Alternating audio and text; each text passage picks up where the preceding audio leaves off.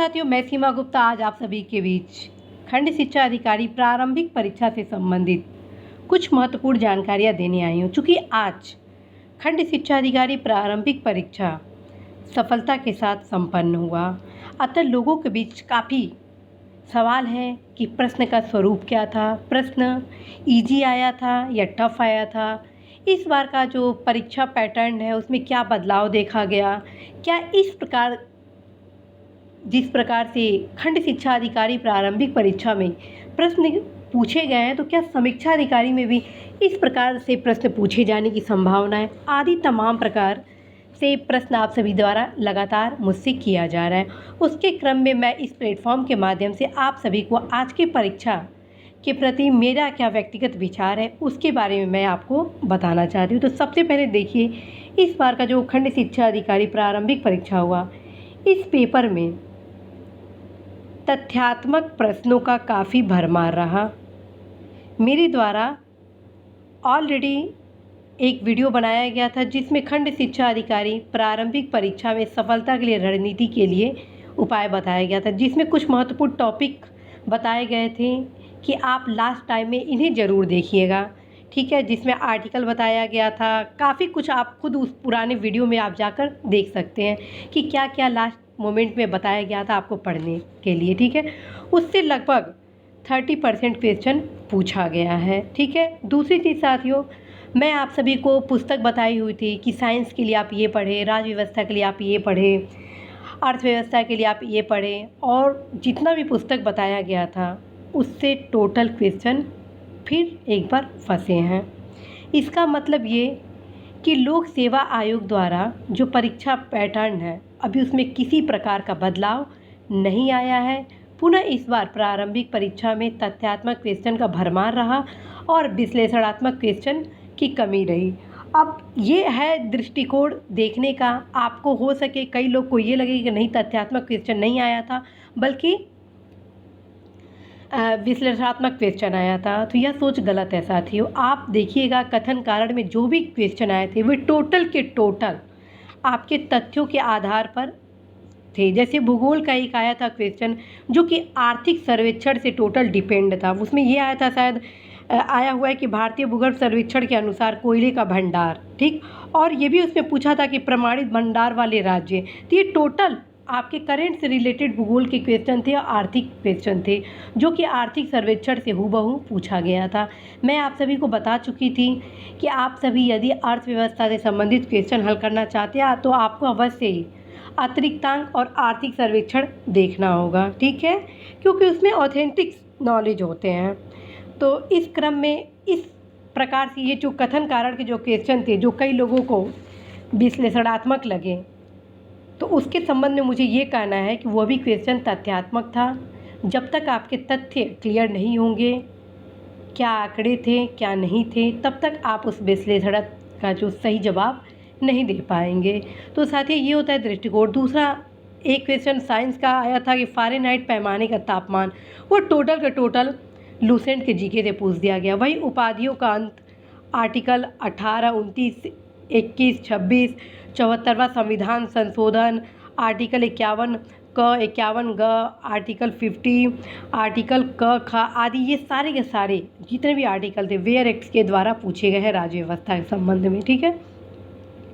इसी प्रकार से एक क्वेश्चन पूछा गया है डीडी बसु से, वो ये था कि शिशुओं और अल्पवयस्कों के साथ साथ आर्थिक योजनाओं के लिए विधि निर्माण की शक्तियाँ। ये क्वेश्चन वही हल कर सकते हैं जो डीडी बसु की पुस्तक को अच्छे से पढ़े हैं, संघ राज्य जिसमें प्रावधान किया गया उस चैप्टर को, ठीक है।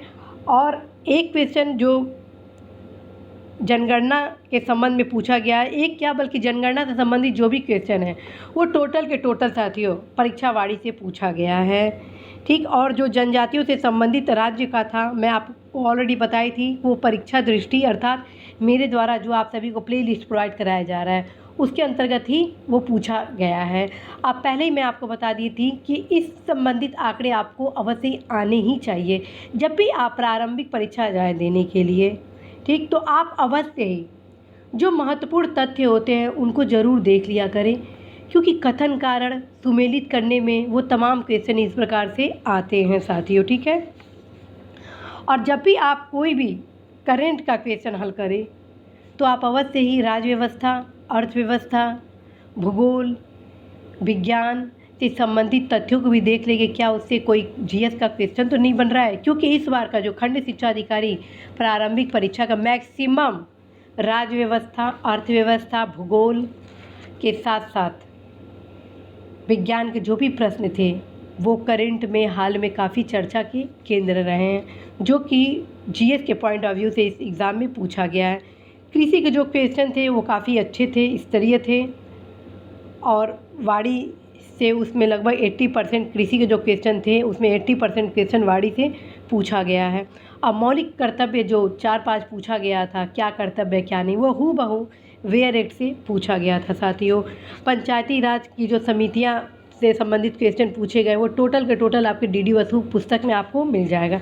इस प्रकार साथियों क्वेश्चन की प्रकृति को देखते हुए मैं आप सभी को यही कहना चाहती हूँ कि आप अवश्य यदि प्रारंभिक परीक्षा की तैयारी कर रहे हैं तो तथ्यों को भी खास तौर पे ध्यान दीजिए, क्योंकि विश्लेषण अर्थात विश्लेषणात्मक क्वेश्चन आप तभी हल कर सकते हैं जब तक आप तथ्य क्लियर आपके न हो, क्योंकि तथ्यों के सहयोग से ही आप विश्लेषणात्मक क्वेश्चन को हल कर सकते हैं। और जब तक आप प्रारंभिक परीक्षा क्लियर नहीं करेंगे तब तक आपको मुख्य परीक्षा देने का सुअवसर नहीं मिलेगा, और जब तक आपको मुख्य परीक्षा देने का सुअवसर नहीं मिलेगा तब तक सफलता का मार्ग आपका प्रशस्त नहीं होगा। तो साथियों आप अवश्य जो भी तैयारी कर रहे हैं गहनता के साथ अध्ययन करें, अपने रणनीति के साथ अध्ययन करें, पूर्ण विश्वास के साथ करें, इस ऊर्जा के साथ करें आप तैयारी कि आप अवश्य ही सफल होंगे।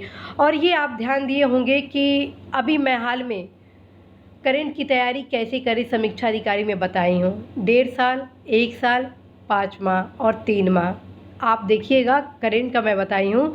1.5 साल, 1 साल और 5 या 6 मंथ, उस रेशियो में आपको अपना महत्व उस परीक्षा से रिलेटेड करंट की तैयारी के लिए करना होता है। देखिए वो रेशियो टोटल के टोटल इस परीक्षा में एक बार फिर से प्रासंगिक सिद्ध हुआ।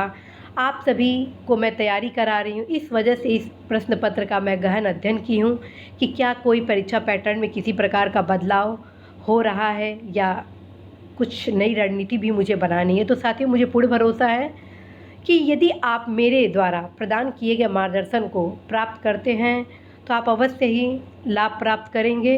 निराशा कभी आपके हाथ नहीं आएगी, बशर्ते आप अपने भीतर जो भी ऊर्जा है उसको ज़रूर संचारित करिएगा, क्योंकि साहस ही आपको सफलता प्रदान करेगा। तो साथियों मैं यही कहना चाहती हूँ कि आप अपनी तैयारी को जारी रखें, करंट की खास तौर पे ध्यान में रखिएगा। करंट का जब भी पढ़ा करें तो उससे संबंधित जो जीएस के क्वेश्चन है उसको भी आप ज़रूर तैयार करें, क्योंकि अब कुछ परिवर्तन ये आया है कि जीएस के क्वेश्चन में मैक्सिमम करंट से रिलेटेड क्वेश्चन को ही उठाया जा रहा है।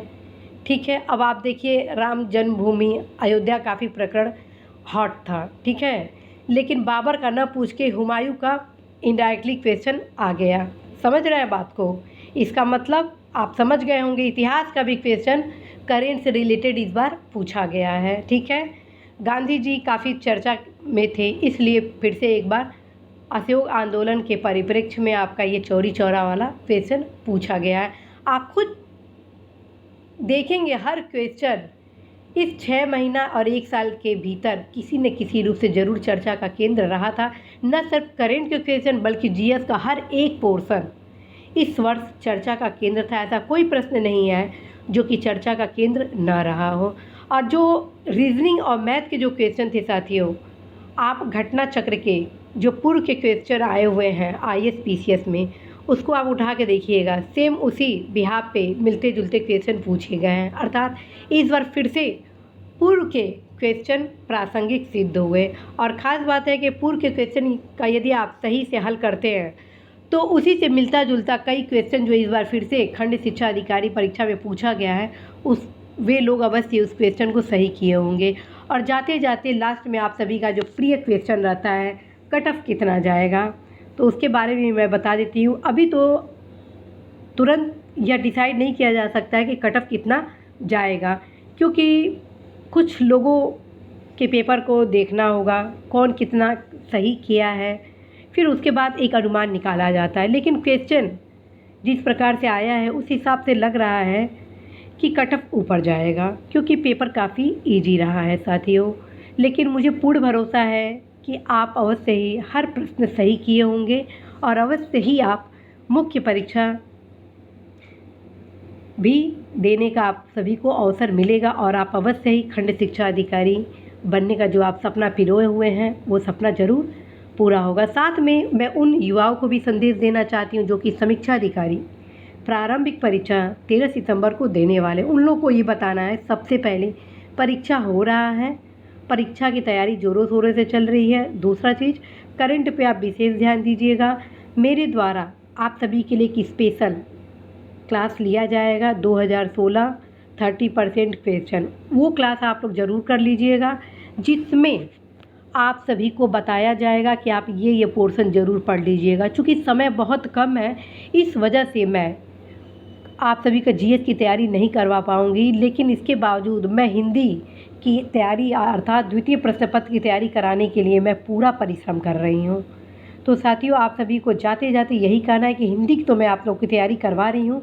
जितना भी मैं वीडियो आप सभी के मध्य ला रही हूँ उन्हें ज़रूर आप देख लीजिएगा, अवश्य ही आप सभी को लाभ मिलेगा, ज्ञान भी प्राप्त होगा। क्योंकि मेरे द्वारा जो हिंदी के पेपर लाए जा रहे हैं उसमें स्टार भी चिन्हित किए गए हैं, अर्थात वे सारे चिन्ह किए गए हैं जो कि अत्यंत ही परीक्षा के लिए उपयोगी है और महत्वपूर्ण है। ठीक है, इंगित भी किया गया है कि आपको वो ज़रूर पढ़ लेना है। दूसरा चीज़, इस समय परीक्षा दृष्टि का जो मैं क्लास ले रही हूँ उसे उस प्लेलिस्ट को आप ज़रूर कवर अप कर लीजिएगा, क्योंकि वो आप सभी के लिए बहुत ही महत्वपूर्ण है। और जो भी मैं मार्गदर्शन क्लासेस आप सभी को लूँ उन्हें आप ज़रूर सुन तो ज़रूर लीजिएगा, क्योंकि आपकी दृष्टि ही आपकी सफलता का मार्ग को प्रशस्त करेगा। पता चला कि आप वो पढ़ रहे हैं लेकिन आप उस दृष्टिकोण से नहीं पढ़ पा रहे हैं तो आप आते हुए भी क्वेश्चन साथियों गलत कर देंगे। तो जाते जाते यही कहना है कि जितने लोगों ने खंड शिक्षा अधिकारी प्रारंभिक परीक्षा आज दिए हैं उन सभी को ढेर सारी शुभकामनाएं। आप सभी की इच्छाएं कंप्लीट हो और आप अवश्य ही खंड शिक्षा अधिकारी बने और जो भी आप सपना अपने लक्ष्य के प्रति बनाए हैं वो अवश्य पूरा हो। इसी आशा के साथ मैं सीमा गुप्ता आज आप सभी से विदा लेती हूँ। नमस्कार।